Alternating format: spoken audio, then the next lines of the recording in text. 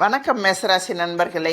பராபவ வருடம் ஆடி மாத கிரக நிலைகளை ஆராய்ந்து பார்க்கும் பொழுது உங்கள் ராசிநாதன் செவ்வாய் தனஸ்தானத்தில் சஞ்சரிக்கிறார்.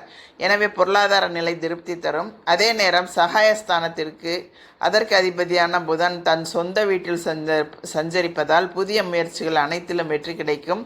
குருவின் பார்வை தொழில் ஸ்தானத்தில் பதிவதால் தொழில் வளர்ச்சி உண்டு.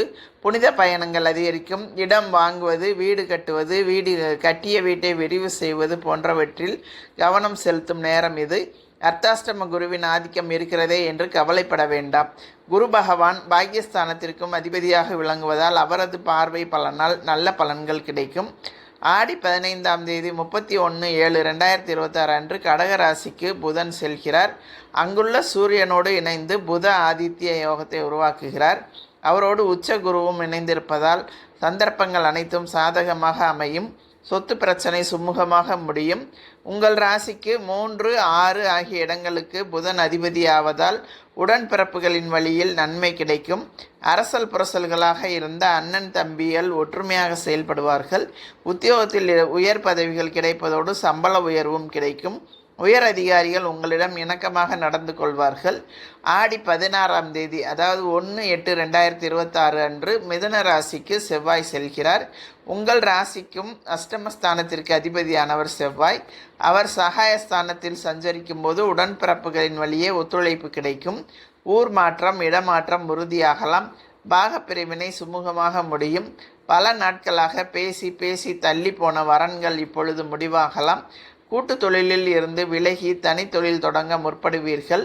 பூமிக்கு அரகன் செவ்வாய் என்பதால் பூமி சம்பந்தப்பட்ட வகையில் எடுத்த முயற்சிகள் அனைத்திலும் வெற்றி கிடைக்கும். பத்திரப்பதிவில் இருந்த தடை அகலும். தைரியமும் தன்னம்பிக்கையும் கொண்டு செயல்படுவீர்கள். உத்தியோகத்தில் உங்களுக்குரிய மரியாதை கிடைக்கும்.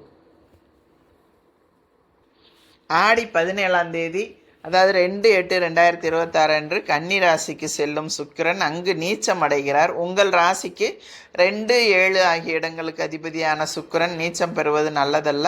பணப்புழக்கத்தில் தடை ஏற்படலாம். வரவேண்டிய தொகை தாமதப்படும். குடும்பத்தில் பழைய பிரச்சனை தலை தூக்கும்.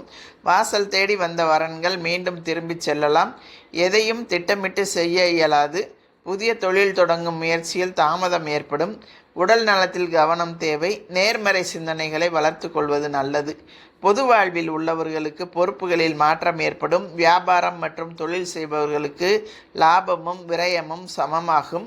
உத்தியோகத்தில் உள்ளவர்களுக்கு சக பணியாளர்களின் ஆதரவு உண்டு.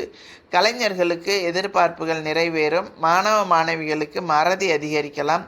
பெண்களுக்கு விலை உயர்ந்த பொருட்களை வாங்கும் யோகம் உண்டு. வீடு மாற்றம் ஏற்படலாம். இந்த மாதம் சனீஸ்வர வழிபாடு சந்தோஷம் வழங்கும்.